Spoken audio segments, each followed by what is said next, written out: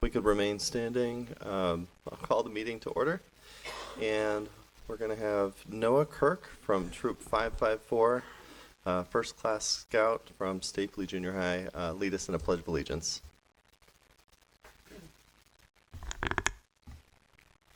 I pledge allegiance to the flag of the United States of America and to the republic for which it stands, one nation, under God, indivisible, with liberty and justice for all. All right, please remain standing for the national anthem, which will be observed by a video. Thank you. Oh, say, can you see by the dawn's early light what so proudly we hailed at the twilight's last gleaming, whose broad stripes and bright stars through the perilous fight o'er the ramparts we watched were so gallantly streaming, and the rocket's red glare, the bombs bursting in air, gave proof through the night that our flag was still there. Oh, say does that star-spangled banner yet wave o'er the land of the free and the home of the brave? Thank All right, thank you. That was a beautiful example of some of the performing arts programs that we offer. Okay, we'll start with some business, and then we'll fun stuff that I think you all are here for. So, oh, I almost skipped one of the more entertaining parts. So we're going to do a video on the governing board procedures, and then we'll get into fun stuff. Welcome to the Mesa Public Schools Governing Board meeting. We appreciate your interest in the district. The 5 elected governing board members volunteer countless hours and serve without compensation. The president and the clerk of the board are elected in January. Under state law, the governing board may only discuss and vote on matters that are on the agenda for tonight's meeting. Agendas are posted a minimum of 24 hours in advance on the Mesa Public Schools website and in the Curriculum Services Center. Copies of tonight's agenda are located in the lobby. Members of the public may speak to the agenda items. If you wish to comment on any agenda item, please fill out a request to address the board form. These forms are also located in the lobby. Before the item is discussed, please submit the completed form to the assistant to the governing board. Members of the public will be given a maximum of 3 minutes to speak. Once recognized by the governing board president, please state your name. We ask that all speakers show respect and courtesy to others. During the second regular meeting of each month, the agenda will include a call to the public, which is an opportunity to speak to the governing board about a school district matter that's not on the agenda. Please submit a request to address the board form to participate in the call to the public. If you want the governing board to consider adding an item to a future agenda, you may submit your request in writing to the board at least 5 working days before that meeting. The superintendent or the governing board president will consider your request. Thank you for your attendance and involvement in tonight's meeting.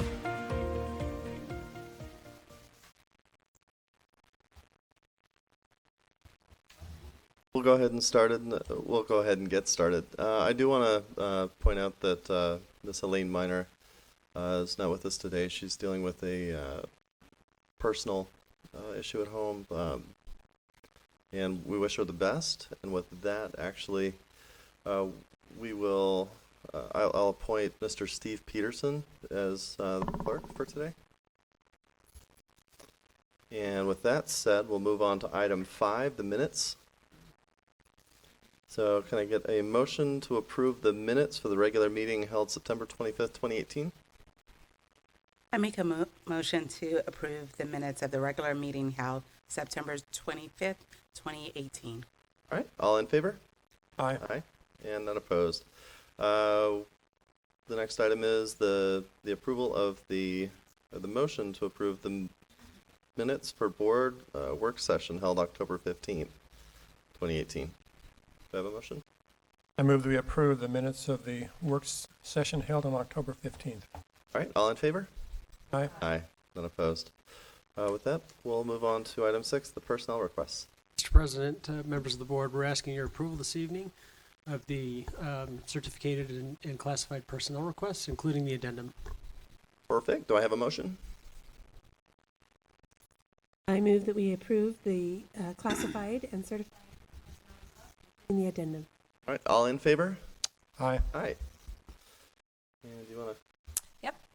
Mr. President, members of the board, with your recent approval of our personnel requests, I am pleased to share some information about our new principal for SHARP, Mr. Eric Turner. Eric, if you're in the room, I think I saw you. There you are. Eric earned his bachelor's degree from Prescott College and his master's degree from the University of Arizona. He comes to us with a wealth of experience in special education.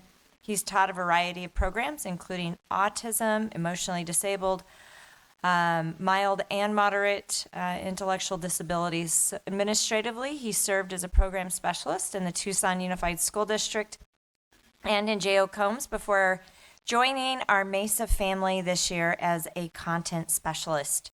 We have high hopes for Eric and congratulate him on his appointment to SHARP as principal.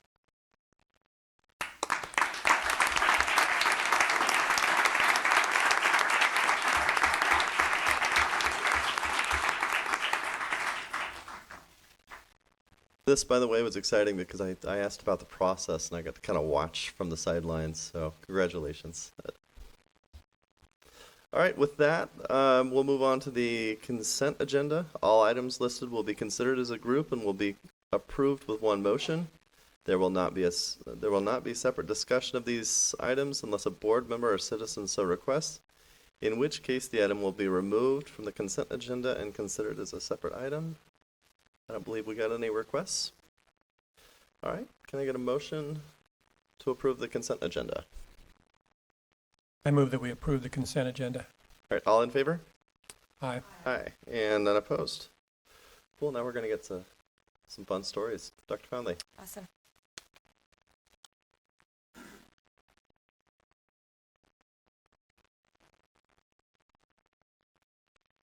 So we're going to do a superintendent report. First. Yep. It shows up. Got a lot of new toys back there. We can forgive him. Thank you.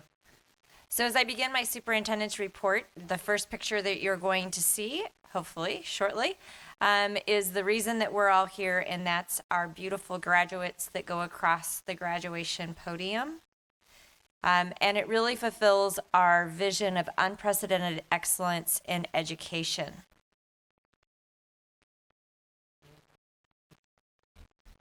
So for those Slide. following along, we got lots of new fun technology, and we're learning how to use it. So apologize for the hiccups.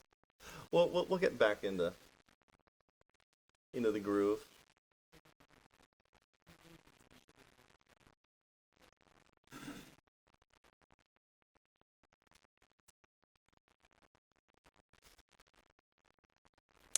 There's one. Am I going? Awesome. Thank you. Teamwork, one team. Our vision, just like I stated, unprecedented excellence in education. Franklin Junior High School and Mesa Academy for Advanced Studies have been named 2018 National Blue Ribbon Schools. For 36 years, the United States Department of Education has recognized schools for academic excellence and progress in closing the achievement gap. In total, more than 8,800 schools nationwide have earned the prestigious title, including 22 of our very own district schools. Mesa Academy and Franklin Junior High will be recognized at a Washington, D.C. National Blue Ribbon Award ceremony in November. We look forward to celebrating their major achievement at a later governing board meeting, and congratulations to our Blue Ribbon schools. The next one goes through our promise so that every student is known by name, served by strength and need, and graduates for college, career, and community. So the picture that actually should be up was the one that was just shown on the screen. I do apologize. Nadine Miller, who is our Director of Health Services and Audiology, and her team of nurses and health assistants, I don't know either, are working with the Mesa Fire and Medical Department to administer flu vaccinations to students. So for any parent that needs their child vaccinated for the flu, we do offer these in school, and it might, on a side note, my son is going to be getting his flu vaccine because it's not a wonderful experience for mom. So I'm going to let the firefighters deal with it. A student's health is linked to their academic achievement, and by working together, we can ensure that they maximize their learning by being healthy. This partnership is an excellent example of an effective community outreach program that supports our students' learning. We greatly appreciate Mesa Fire and Medical. Our next slide shows our student outcomes that we continue to stay focused upon and moving and doing great things, knowing that not only are the metrics extremely important, that they're reaching their learning targets, but they're growing through that.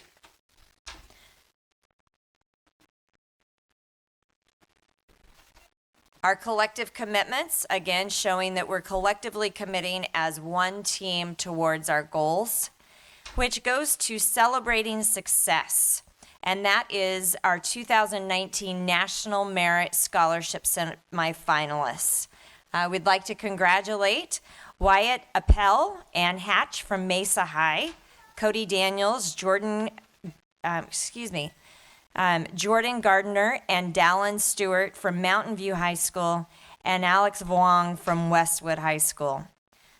This is a very prestigious award and recognition because less than 1% of seniors nationwide are eligible for this honor. And to be considered a national merit semifinalist, they have several requirements to fill. And then 90% of the semifinalists are expected to become finalists. Half of the finalists will win a national merit scholarship, and that ends up being about 7,500 scholarships that's worth more than $31 million across the nation. So we wish them the very best of luck during this competition. Part of our professional learning community model as well is focusing on learning, focusing on results, and building collaborative teams. And again, celebrating our success. So congratulations to our A-rated schools. This is part of the A through F accountability grades that were released by the Arizona State Board of Education earlier this month. And we have 18 A-rated schools that were graded, which is an increase from the last time that schools were graded. I'd like to give out a special shout out to Las Sendas Elementary, which not only received an A grade, but was the highest scoring school in the state. So out of all of the schools across the state. So congratulations to Las Sendas. In November, we're gonna learn a lot more around the A through F accountability system with Dr. McNeil. The first big idea of professional learning communities is focusing on learning, and pictured is Zaharis Elementary 5th grade teacher Jen Coons and a few of her students at the Zaharis Age of Exploration Wax Museum. For the project, students uncover the life of an explorer through inquiry-based research. The Wax Museum provides a unique approach to sharing their findings, and with the push of the button, the explorers come to life and deliver their historical account. That would have been a blast. That's awesome. Building collaborative teams. And in this picture, you see Angela not in the picture, you actually see some of our principals. However, Angela Wells, who's a secondary math specialist, and Eric Von Berg, gifted and talented department specialist, collaborated with cabinet members to address the first question on our model, and that is, what do we want our students to know? And we held professional development sessions for all of our principals and both high school, elementary, and middle or junior high, and pictured our Rhodes Junior High School principal, Patty Christie, and Jennifer Eccles, who's the director of the Mesa Distance Learning Program. The dynamic duo, pictured, took on the challenge of the mostly math-phobic, which was very interesting to watch our principals work through the standards and know that this was a piece of what the students feel at times. And by breaking down the math standards into an easy understanding language, and it gave opportunities for the educators to increase the rigor within the classrooms that they see. This is a picture of our food and nutrition director, Loretta Zullo, who recently received a letter from the Alliance Director Network. And the exact words, and I loved this letter and receiving this letter from the executive director, David Kaplan, calling Loretta a superstar and praising her national advocacy for our students in the area of child nutrition. And it just really goes to point that it takes all of us to be able to educate our children, and again, the whole idea of the one team. Finally, our focus on results. So congratulations to our champion Westwood Robotics Team 2478, who took the top prize at the Sanji Foundation First Robotics Arizona State Championship this month. The team earned the title in an alliance with Carl Hayden High School's Falcon Robotics 842 and Seton Catholic Preparatory High School Sentinels 1212. We look forward to celebrating their victory in person at a November governing board meeting.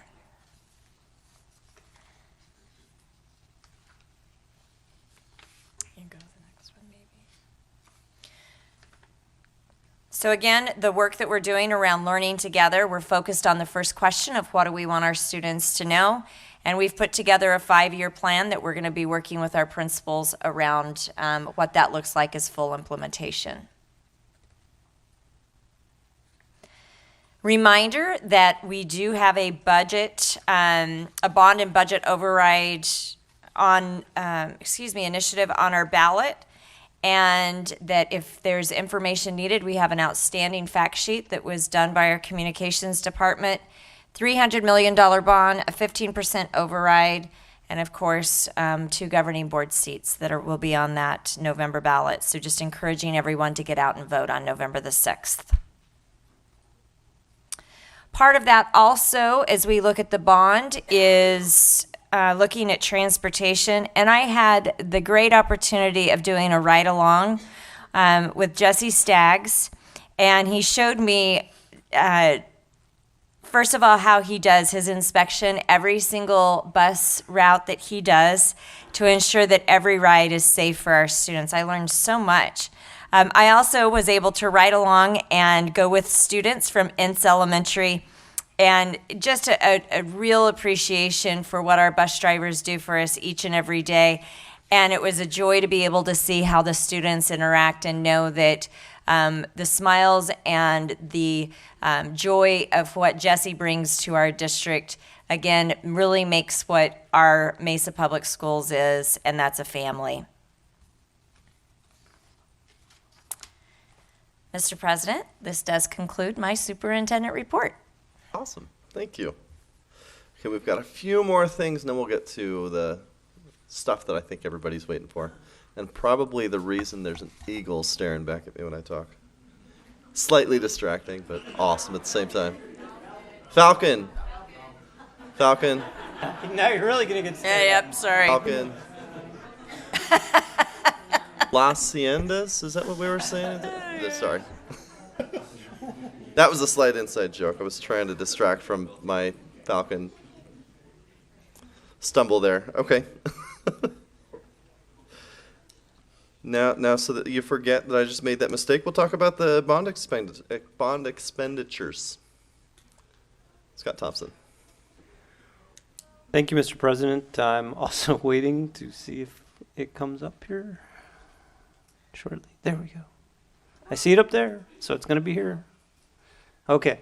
So every year, we're required by statute to talk about how we've been spending the bond proceeds from 2012.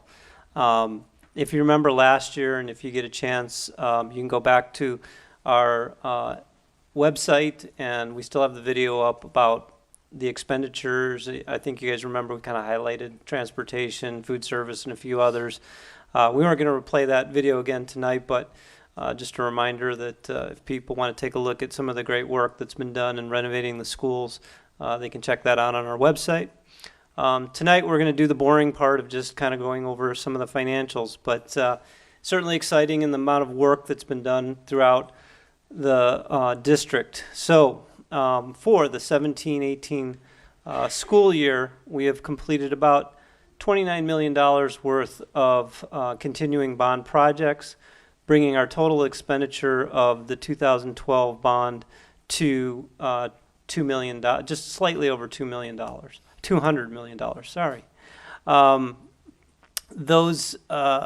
With those expenditures, we're left with a remaining balance of just slightly over $29 million.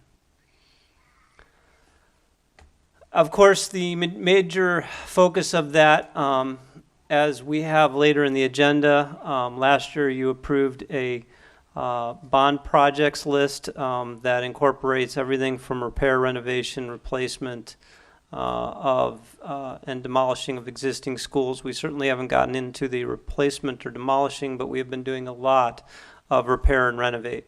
And that language is all from the original bond pamphlet that went out in 2012. So we completed just over $25 million.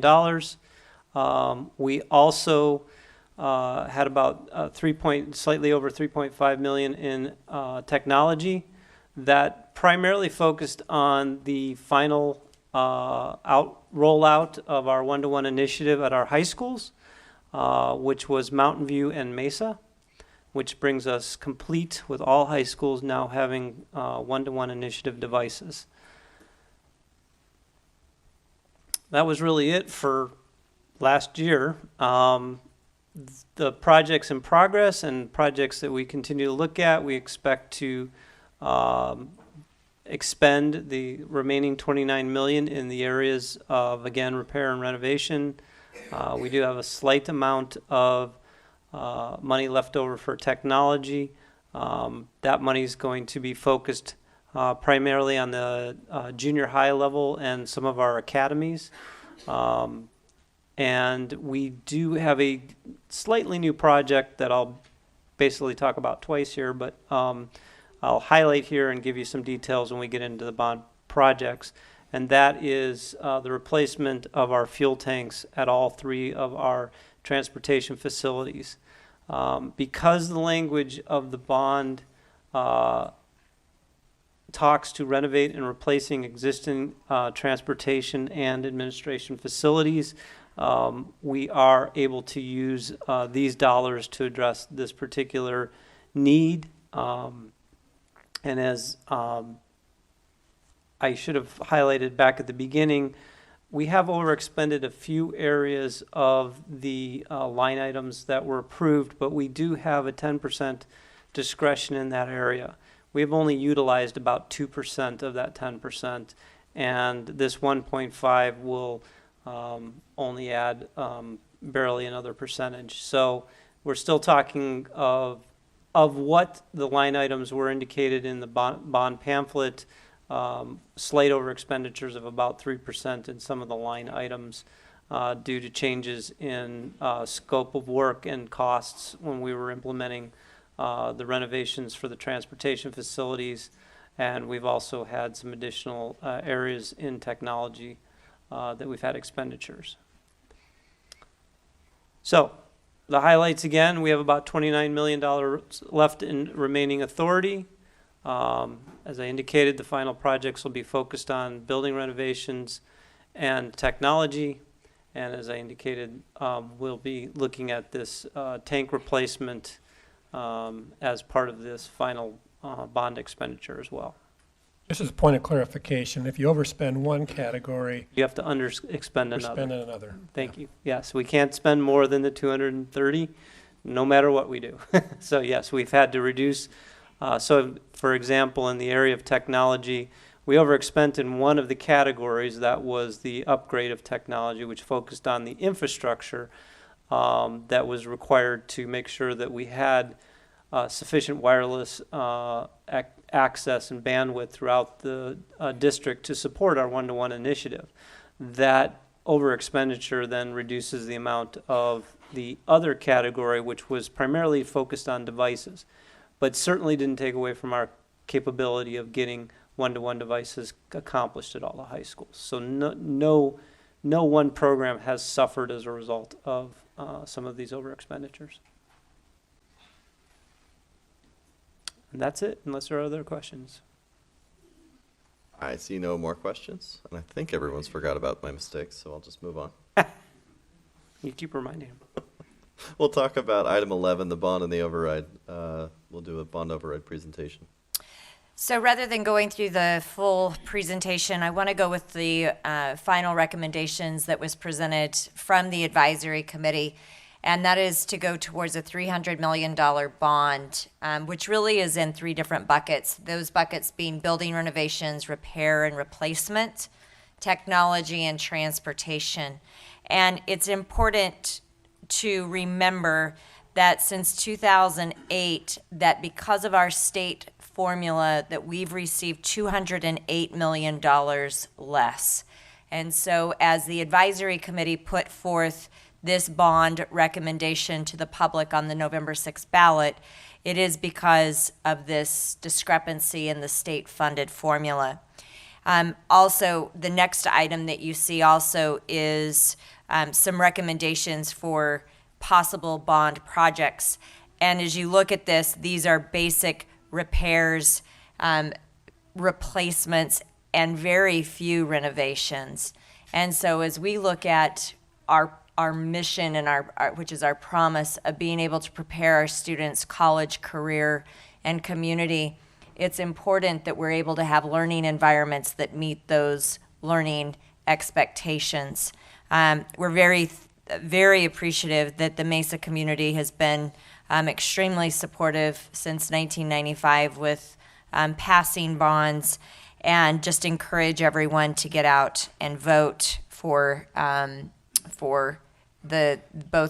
what's on the initiative. So showing what we have. The other part is a 15% budget override. And as we look at big pockets, is to be able to continue funding teaching positions and adjust class sizes, continue with our school security staffing to maintain a safe and secure learning environment, continue academic programs, of course, that continue to prepare students for college, career, and community, continue and increase employee compensation for attracting and retaining employees. And as just a point of clarification, of course, going from a 10% to a 15% override, the majority of that is to be able to keep up with what the requirement is of our minimum wage. So as we all recall, there's been an increase of minimum wage, and right now we have approximately, and I'm going to look at Dr. Holmes, 48% of our classified employees within $1 of our minimum wage. So as we look and answer and field questions, it's why are we asking for an increase? It's to be able to keep up with the state mandate. And then, of course, as we look at attracting and retaining the very best employees for our students.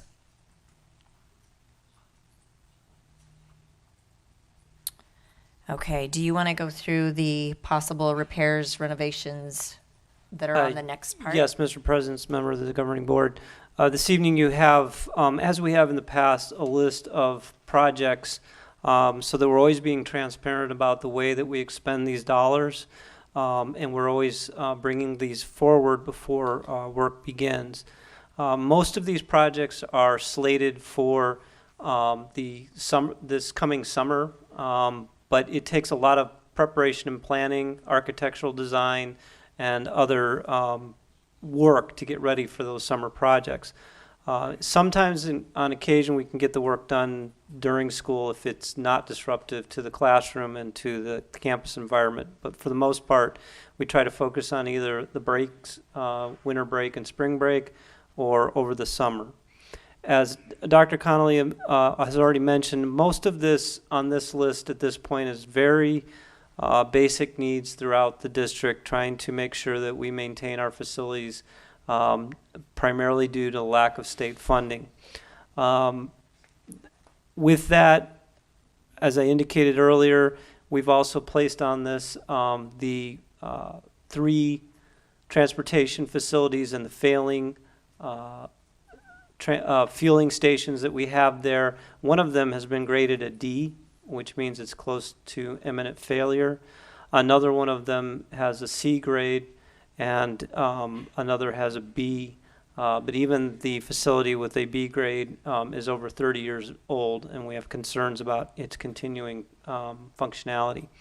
So we felt it necessary to move forward and try to address that before we run into a crisis where we can't get our buses fueled and get out on the road.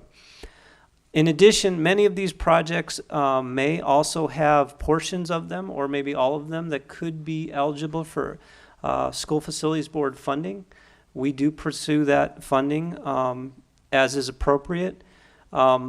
We don't always know whether we're going to be funded or not, so the projects that you see in front of you are listed at full amount.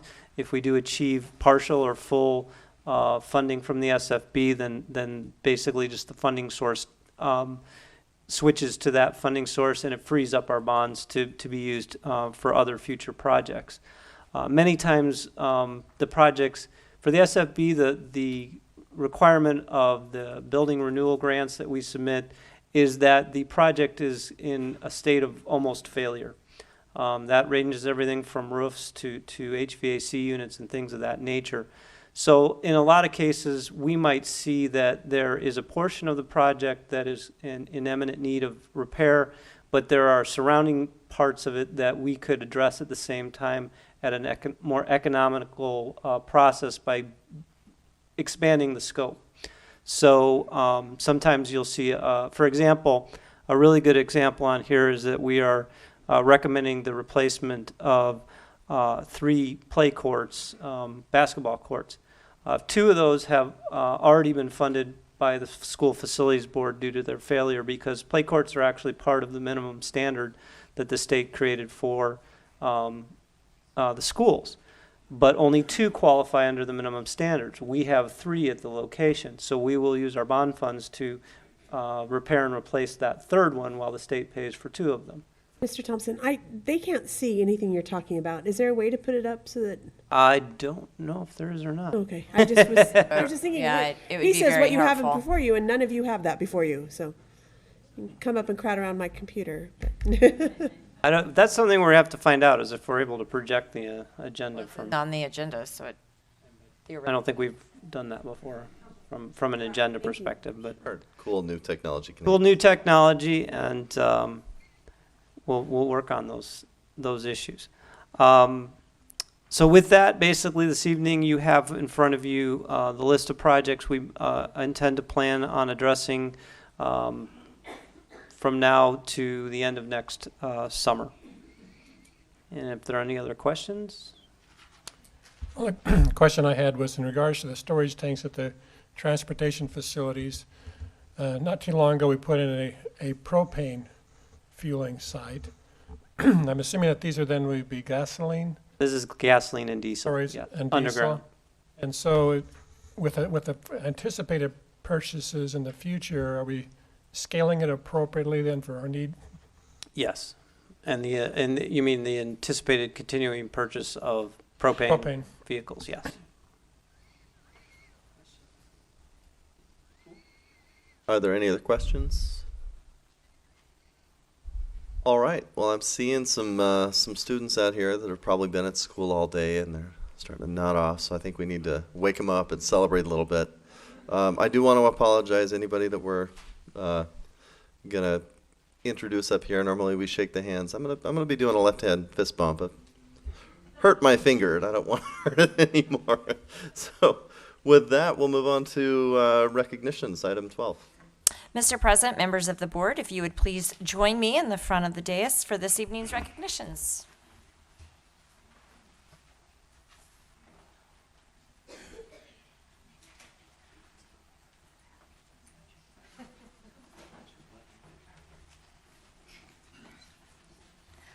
So we are going to prepare for our spotlight recognitions, which gives all of us and the rest of our community at large a deeper look at how our schools and departments are ensuring that we're living up to our promise, and that is that all of our students are known by name, served by strength and need, and graduates ready for college, career, and community. So I would like to ask Principal Todd Roberts to join me at the front while we watch a short video about one of our Mesa schools and your school.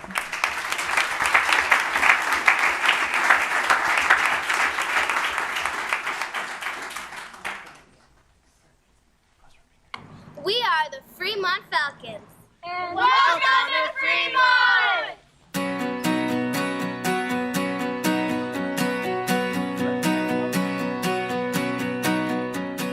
Fremont is a great school to come to because we have a lot of diversity in our students and a lot of support from our community.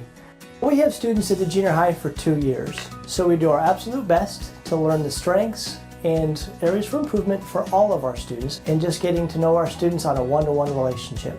We are all striving for the same things, the success of our students for high school and beyond. We've had a culture of collaboration here at Fremont for many years. We try to make sure that all of our classes are engaging both intellectually and just actively, so they get to voice their perspectives and opinions and be an active participant in the learning process. We have an active AVID program. We have a STEM program. We have clubs and organizations to meet some of the more social and emotional needs of our students. So we have quite a few programs to offer our students to get involved and to feel a part of the Fremont family. We use the STAR program, which is our version of the PBIS, to help students learn how to be respectful and safe and responsible. Our school has won the Civic Engagement Award for the last several years, which illustrates that we have been very involved in trying to create good citizenship with our students as well as teaching their regular curriculum.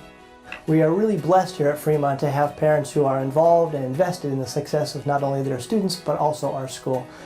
We do a lot of community service here at Fremont. That's a big part of our culture. There were several teachers who started this many years ago, and it has simply caught on and become a part of what we do and who we are. We get students from 8 different feeder schools, and to bring them all together to be Fremont Falcons and to identify with our school in the 2 years that we have them, I think is really important and one of our strengths.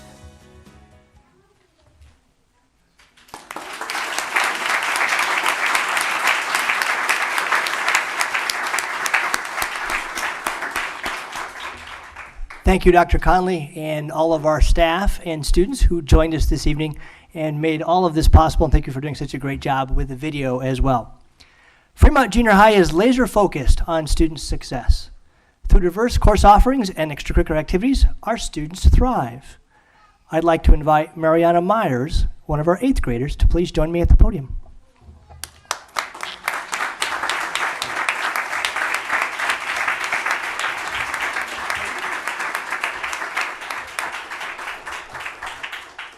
Mariana is an exemplary student citizen. Her grades and rigorous classes are only part of what makes her special. She's a leader in activities that range from orchestra and NJHS to STEM and student council. She shows diligence, integrity, and a passion for serving her entire community. I am honored to recognize you, Mariana, as our outstanding student for Fremont Junior High. Congratulations.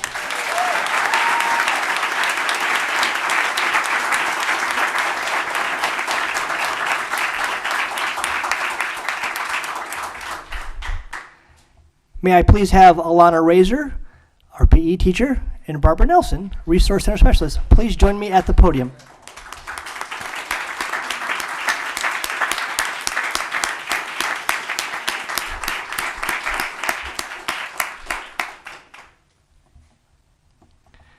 Obviously, it's the staff that makes a school special and successful. Alana and Barbara are an integral part of our STAR or PBIS program. Alana's magic is in making it look so easy while ensuring that all goes smoothly at student celebrations. Barbara oversees our STAR Mall, where students redeem earned tickets for good behavior for prizes. She opens the media center during lunch so we can go to the mall or just feel at home there, and many students do. I am honored to recognize you both, Alana and Barbara, as our employees who make a difference at Fremont Junior High. Thank you for all that you do.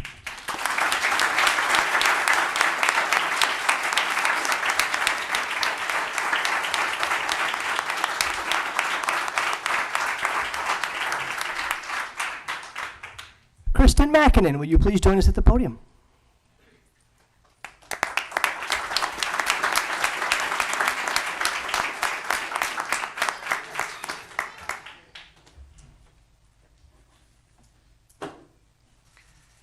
With her radiant smile and warm personality, Kristen is beloved by our students, staff, and community. As our former receptionist and now managing our bookstore, she has cared for everyone who walks through our doors.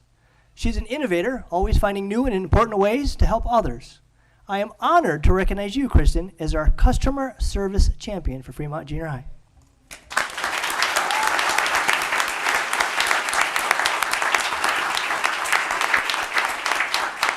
Now everybody gets a chance to go around and shake all of the superintendent's hands.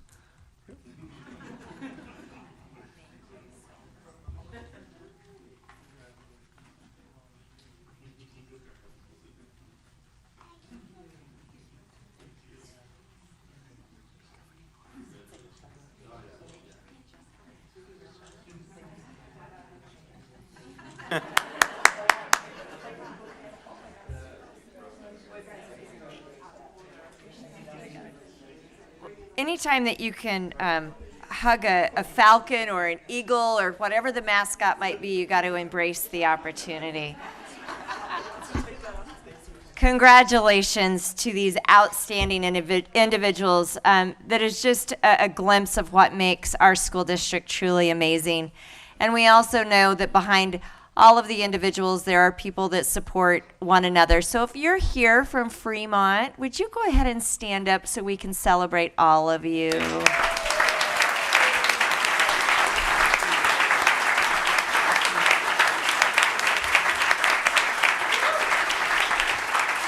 Awesome. Thank you for being here tonight. Our next spotlight is Sousa Elementary. It always becomes a competition when we get more than one school in the house. So would Principal Jen Lamano please join me at the front while we watch a short video around Sousa.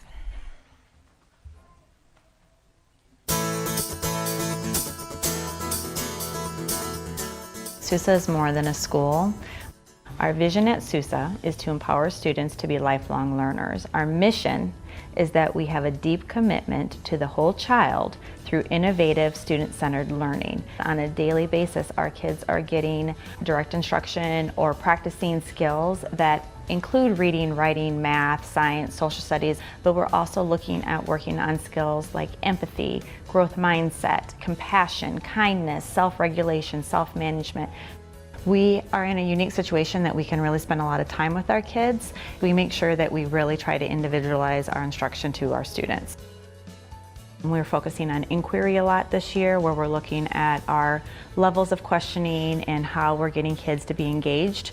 We've also become an AVID school at Sousa, so we're using a lot of that professional development and a lot of the strategies that are in AVID to make sure that we're preparing our students for not only junior high, but also college and career. All of our classrooms have time set aside in their schedule that's dedicated to direct instruction and social emotional learning. And then everything that we do, we end everything with Sousa Stars Choose Kindness. The thing that I am most proud about is seeing some of those learning strategies and the engagement strategies. You see kids having conversations more, deep discussions, lots of questioning, lots of enthusiasm. I can walk into a first grade classroom and see them taking 2-column notes that are appropriate for a first grader, and they're engaged in the learning and they can tell you about what they're learning. I feel like I was put here to serve, and that's why I am here. Where else can you see your impact on a daily basis? Where else can you get high fives from kids every day? I think students love coming to school every day because they know that we care about them.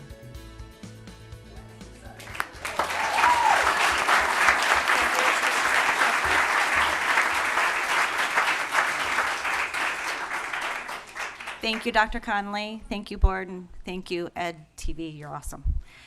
Sousa Elementary empowers students for lifelong learning. Through innovative, student-centered practices, we are dedicated to meeting the needs of the whole child. Ryan Vitale, 6th grader, please join me at the podium.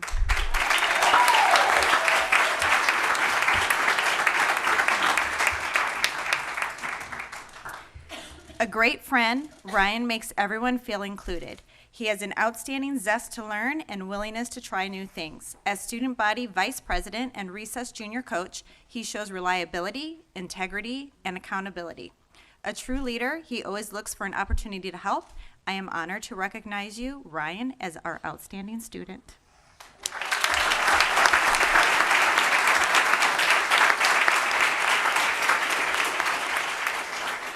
Ryan, will you please stand in front of the table to your right as we celebrate another member of our community? Jeannie Anderson, volunteer, please join me at the podium.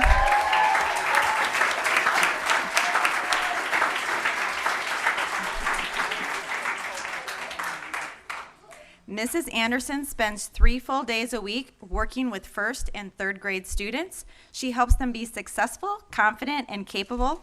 She has dedicated 13 years to our community and become a lifelong friend to our students, who know she cares about each and every one of them. I am honored to recognize you, Mrs. Anderson, as our volunteer extraordinaire, and she doesn't know that she didn't know she was coming.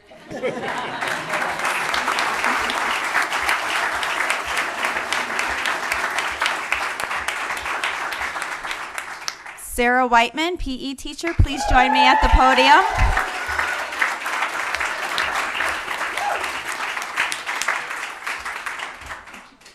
With a positive, helpful attitude and caring smile, Sarah helps Sousa have fun and meaningful events for students, including PBIS celebrations, Water Day, Field Day, Turkey Trot, and the list goes on. She knows every student by name and provides compassion, love, learning, and fun. I am honored to recognize you, Sarah, as our educator who makes a difference. Sarah, please join Ryan and Jeannie as we celebrate one more special member of our community.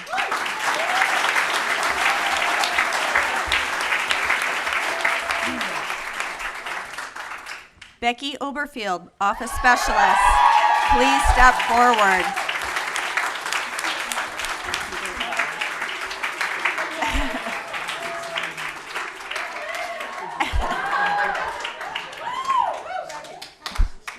Becky is the face of Sousa, providing all customers with excellent service. She makes everyone feel like they are her top priority.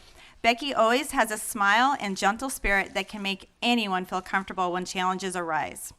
She's selfless, knowledgeable, hardworking, and friendly. I am honored to recognize you, Becky, as our customer service champion. Now, if you guys would please go down the line and shake the hands of our governing board. We have good staff. Robert's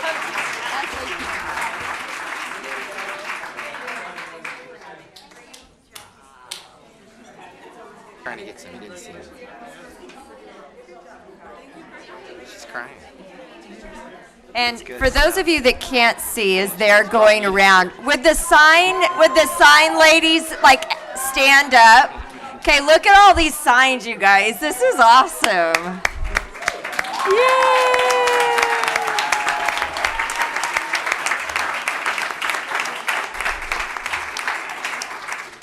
It's fantastic. You know, the one I do want to recognize some additional people, and that's our parents that came here tonight with their students. So if you're one of the parents that was for our students of the month to be recognized, would you stand up? Parents, yay, yay. Thank you. Thank you. We recognize that it truly is a team, and it's not just educators, it's not just parents, it's not just administrators, that it really takes all of us. So just like I did with Fremont, if you're here with Sousa, stand up. Yay.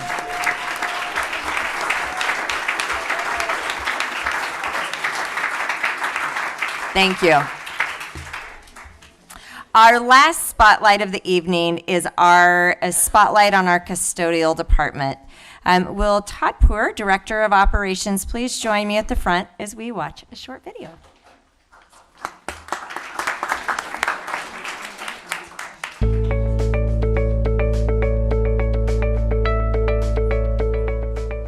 Our custodial department basically focuses around the team concept.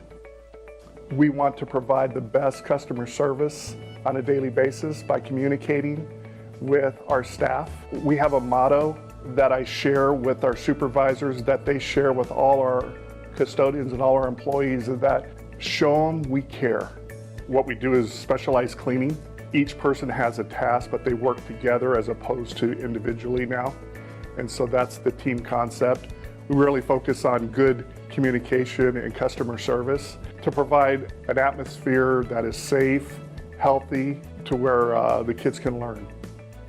We clean a little over 8.5 million square feet a day.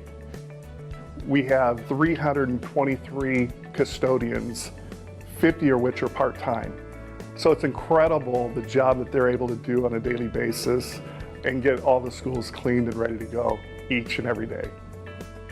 We have a We Care program district-wide that awards those of providing excellent work and the quality of their service.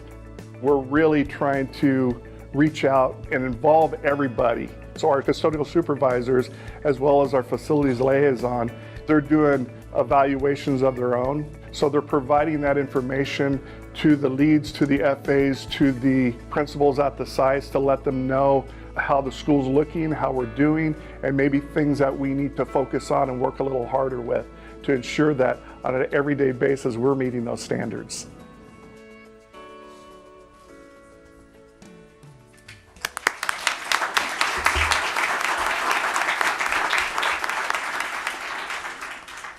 Pretty exciting. In fact, that video was so exciting, I think I want to hug a falcon. Where'd he go? Yeah, thank you, Dr. Conley.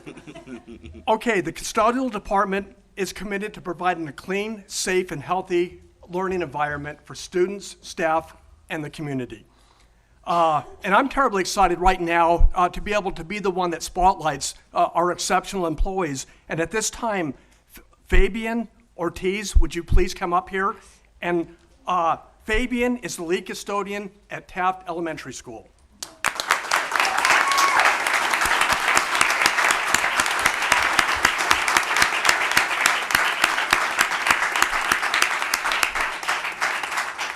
I think you thought you were going to come to clean a floor over here, didn't you? Okay, Fabian has been with us for 19 years. He is always smiling. Let me see him. He's always smiling and is a true professional, a team player. He has a huge part in the floor recovery refinishing at 30 East area sites. Fabian leads by example and provides the best service and training necessary for his staff and others. I am honored to recognize you, Fabian, as our employee who makes a difference. And our motto is, you know what? Go and show them that we care. And employees like we have right here, that's exactly what they do. They show this district that we are here and we care. One team.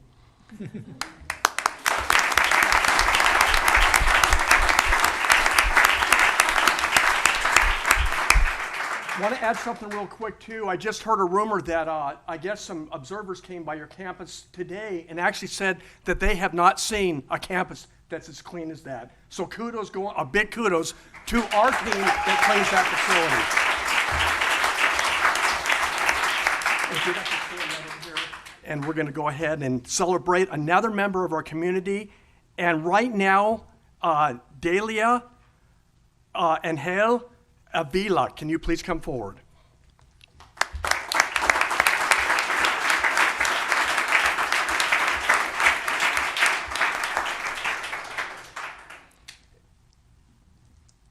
And Delia is our custodial area support. And Delia always comes to work with a positive attitude. She is professional, courteous, and caring. Delia has received numerous thank you cards from elementary school staffs, and they request that she comes back to visit. She is instrumental to the success of our department and the district. I am honored to recognize you, Delia, as our employee who makes a difference.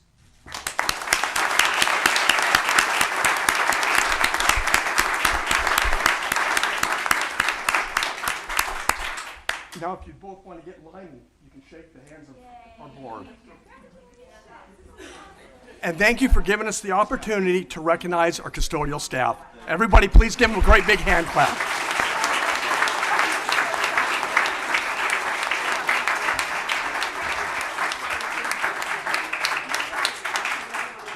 Words of appreciation for our custodial staff seem rather trivial, but when you walk into schools and really see, first of all, how clean they are, that safe learning environment, regardless of how old the building is, truly models what they just said. They care, and they care tremendously, and we appreciate them. And as all of our Spotlight recipients receive a certificate of appreciation and an Amazon gift card for personal use from the Mesa Public Schools. So again, we just thank all of you for coming out tonight. You make this meeting amazing, because I think our next agenda item is an audit review, so it's going to be really riveting. So thank you. We're going to take a short recess so we can be with you for a few minutes, and then we'll come back.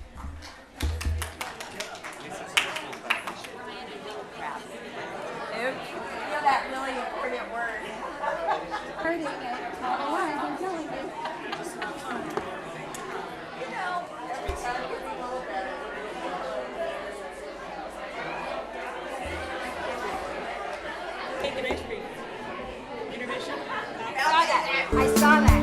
That like immediate smile. See, you're gonna land like at what, 6? We get to DC at 7 and then we go over it. I knew that was you setting it. I only know one. Yes. Wow. Crazy, right? I have a board meeting, so just gonna. Is this hilarious? Is this hilarious?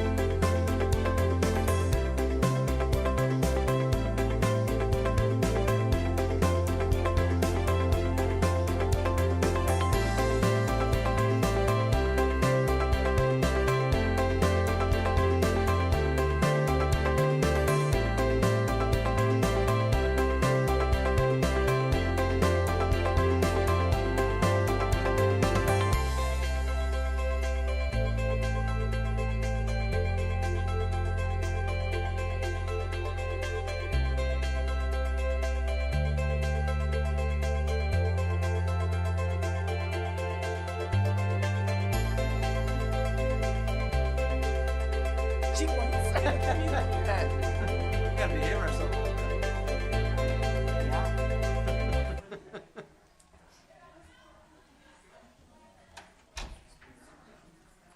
Yes. Everybody left. Ken, you know how to clean a room out, man. Come back. Audit report, everybody.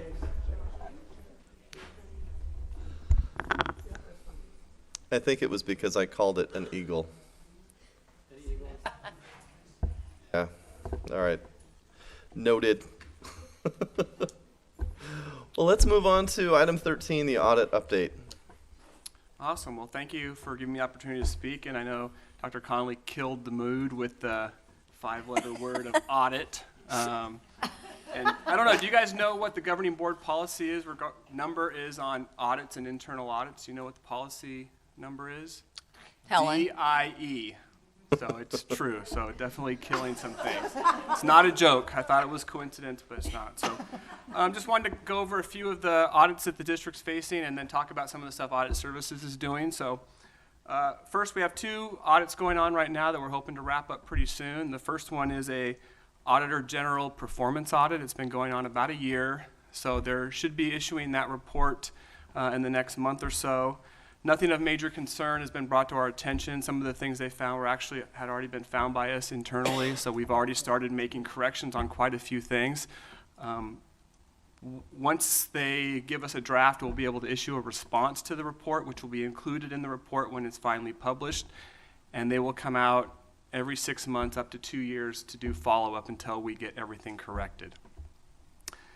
The other audit is our annual single. Before you leave Yeah. that one, these performance audits is something that they've been kind of, they're newer. They started with little schools, littler districts to start with, and I think this is we're the first big one. Have I got that correct? Yeah, they've been doing it for probably about 15 years. I actually started the department when they created these performance audits, so I did those for 7 years before coming here. It's 18. 18? I was Okay. one of the first Yeah. in Dysart to have a performance audit. When I arrived at Mesa, guess what happens? Yep, It's following me definitely. around. So our random selection was 18 years after we started. Okay, They so started doing those audits. They're So going longer than I thought then. yeah, definitely. So Or they just follow Scott. They follow Scott. I'm Yeah. convinced. I'm a Definitely. little paranoid. So hopefully there's some good information, and basically it's a free look at our operations. That's the way I used to always spin it when I was actually doing the audits. So people didn't really buy it, but I tried. The other thing is the annual single audit that Heinfeld and Meach does. They're wrapping up their 2017-18 audit. They're going to be coming out next week for their final review, getting them the documentation, and hope to have that report issued right around middle of December. The compliance findings were similar to what they were previous year, so nothing crazy on that side of it. And that's really it for the external audits. One thing to note is, as part of the budget bill last year, there was a line item to require auditor rotation. Basically, we could not have the same auditor for 3 consecutive years. So Heinfeld and Meach's contract is up with us for the 18-19 year we're in now, so they'll do one more audit. And unless the law changes, we'll have to go out for bid like we normally would, but we would not be able to award to Heinfeld and Meach, meaning a new auditor would be coming in to do the audit of Mesa Public Schools. So that's the update on the external audits. Prior to the law, it was every 5 years, and it didn't require you renewing with a different auditor. So you could renew with the same auditor if they were selected on the 5-year bid process. And the problem is that there's only 2 auditors that could do something our size. There's 2-ish. I think there's a third that does a few out there, but there's only right now 3 firms that are actively involved in school audits that I'm aware of. Yep. So doesn't that conflict with procurement rules when, I mean, they charge whatever they wanted, and we'd have to pick them? It's going to be interesting to see how this plays out. The law was introduced in a bill late in session in the actual budget bill for the 20 by 20. It was unexpected, and it was one of those things that got hung on to the budget with everything else. So we'll see if it gets addressed in this next legislative session. All right, moving on to what Audit Services has been doing on internal audits. We've been spending quite a bit of time doing follow-up reviews on previous audits that we've issued. We audited the Native American program. We did some bookstores. We did TAF PTO, the payroll department, so we've been doing follow-ups on those. We also worked with Andy's group on graduation audit to look at that graduation rate, what makes up the rate, what are some factors that go into that. We're working with her on that. At the end of the school year, we also went out to all the elementary schools, the last week of school and the first week of summer, and asked to look in their safes to see what monies may be left on campus. So we got a lot of good information, provided a lot of good training to schools on how to manage their funds at the elementary level. We chose the elementary level because we had been out to high schools and junior highs doing bookstores, so we wanted to let the elementaries have some experience with audit services as well. We also just recently completed an audit of the Dobson Student Store. It's where they sell items during lunchtime and other periods. So we all have already met with the administration there to talk about the corrective action plan, and we're going to be following up with them in about 6 more months to get them on track with some of their inventory issues.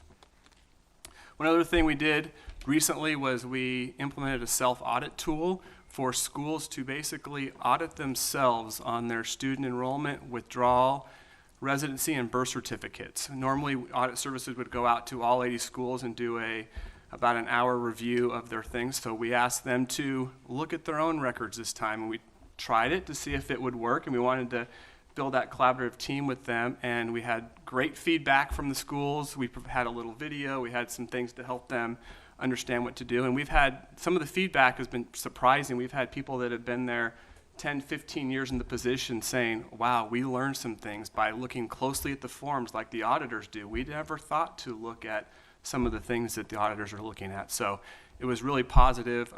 So that was one thing we're very proud of. Going into this year, one of the things we are trying to do now is get out to schools more. So trying to learn about our schools and be a presence at the school. And part of the One Team initiative, you guys have heard that a lot, and that's something we took to heart to see how we could be a part of that. So trying to build those collaborative teams with the schools. So our goal is to visit each school twice this year. We've been to 30 schools, 31 schools, talked to about 120 people on campus just to get some feedback, let them know, hey, we're here to help you. Do you have any questions on anything related to your job? We only talk to people that are available to us. If the principal's not standing there meeting us, then we don't talk to them. We're just sort of going out and talking to schools. Really, it arose out of the big ideas and the collective commitments that the board and the superintendency and cabinet have been working on. And we tweaked all those to how could audit services fall into this as well. So instead of asking the question, what do our students need to learn? It's what do our schools, what do our administration, what is our office specialists, what do they need to learn? So in order to assess that, we had to go out and talk and listen and talk some more and listen some more. So we're gathering all that information. We're going to share it with the departments that have comments on anywhere from purchasing to transportation to operations, everything you can think of. So it's been pretty good. I really have enjoyed going out to schools. You see a different perspective and see some of the things our schools are going through. We're also getting out more, doing PTO trainings. We're also went out to a couple of football games and observed cash handling and stuff like that to try to get an understanding of what's going on there and be a presence, but also to note some things that we can for improvement. And the last thing I want to mention regarding internal audit is we're starting an audit of the Mountain View Booster Club. They are one of the ones that have sort of the big overriding booster with a lot of boosters underneath them. They've been operating that way for several years from my understanding, and we have other schools that are trying to go that same route. So we want to get some best practices from them, maybe make some recommendations, and then help out the other ones that are just starting that route. So we've done an elementary PTO, so we went to a high school booster. So we're trying to cover everything to be able to get the best audit coverage.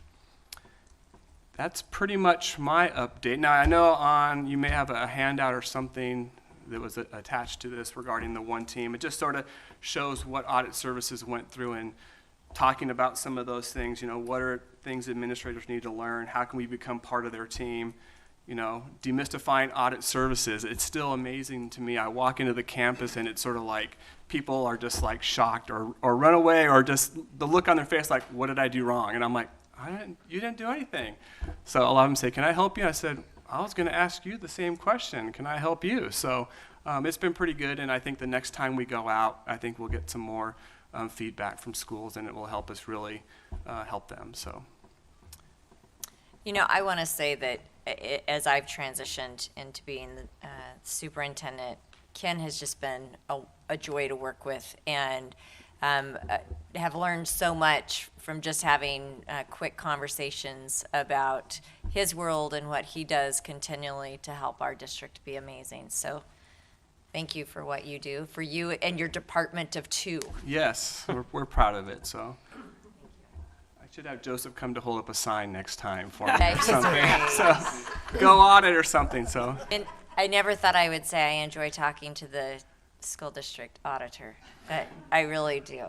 thank you. That's a good compliment. I resemble that comment, so anyway. And I'm appreciative of Ken's work too. Under his direction and with some focus and support there, his role 3 or 4 years ago was really embedded in operations. He put up the security on Visions, and we worked to then get him out of operations and into really being an internal audit role, then that'll help us. So I think we made a comment earlier that the best compliment to him is no major findings are found either in audits of our admissions or in cash problems. You know, one of the school districts on the west side has recently had a clerk or an accountant clerk that stole some money, and so having Ken keep us clean and on top of those things is a real blessing, and I'm grateful to have him in his services. Definitely. In fact, I think we're one of the few districts that actually really runs an internal audit.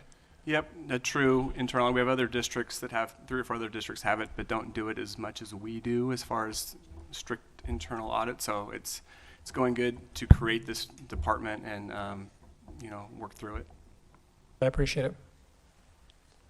My only question was going to be how you handle the boosters. You're working with the parents. I think you addressed that pretty well, but is the interaction, are they more there is the governing board apprehensive? policy that allows auditors to myself to go in there and audit the booster clubs and request records. So this will be the second one we've done. We haven't had any resistance from it yet. Again, it's just we're trying to go out and we go with the attitude we're trying to help, and anything we identify, it's shared with the other ones to try to get them to have better processes. And they're all great people that are doing it, but just sometimes they lack some of the controls that I think we can help them out with. There's got to be a less scary word we can use when than audit. Audit, yeah. I don't know. You don't want to scare the parents away from supporting our schools. You want to and motivate them somehow. Unless you're a CPA. Then we get really excited, right? Well, it's funny you say that because I just earned my certified fraud examiner license, which is exciting for me. Yeah, that sounds scary too. So that's a scary one. But one of the parts they said, whenever you're going to do an investigation, don't use investigation, don't do audit, don't say those things. Just say you're here to review or observe. So it's funny you say that because it's definitely out there that stay away from saying audit or investigation to be able to talk to people easier. So it's just background music. That's all I was.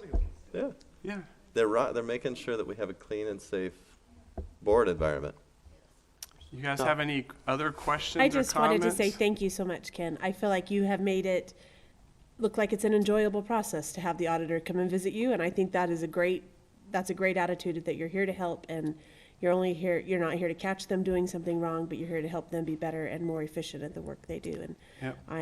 I appreciate that attitude you bring to your job and that oversight you give Thank the you. district. And people are coming around. I definitely see that. And I guess the negative side sometimes is that now people call me all the time asking for assistance. And you're like, man. But it's great because then we can at least help them. If we can't, we can help find what the answer is. So it's good to have that interaction and that trust in people that I'm hoping to continue to build on. Thank you so much. Awesome. Thank you. I'm clapping for you, kind of, just silent clap. All right, with that, if there's no more discussion on that, we'll move to item 14, the ASBA bylaw and voting. Do we need to review it before we? Does anybody want to review it? Cool. Then can I get a motion to approve the proposed changes to the ASBA bylaws and voting instructions? I make a motion that we approve both Proposal A and Proposal B, the proposed ASBA bylaw changes. All right, all in favor? Aye. Aye, and none opposed. Cool. More exciting stuff. The second hearing for policy IGBA, special education programs for disabled students. Do we need to do a review of that? This is the second hearing for it. All right, then we'll go efficient. Can I get a motion for approval of policy IGBA, special education programs for disabled students? I move for approval of policy IGBA. All right, all in favor? Aye, and none opposed. Do we have anybody here for the call to the public? We don't. Okay, then I'm going to go ahead and decide we're going to skip that. Before we get to item 17, though, I do want to thank Rock. We've got some new equipment. We've got some new technology. And he is a rock star. Haha, pun. For those 3 people watching on a TV, yeah, they're loving that. But thank you, Rock. You're amazing. There we go. We got a thumbs up. With that, we'll move to item 17. Move that we adjourn the meeting. All in favor? Aye. Aye. Opposed?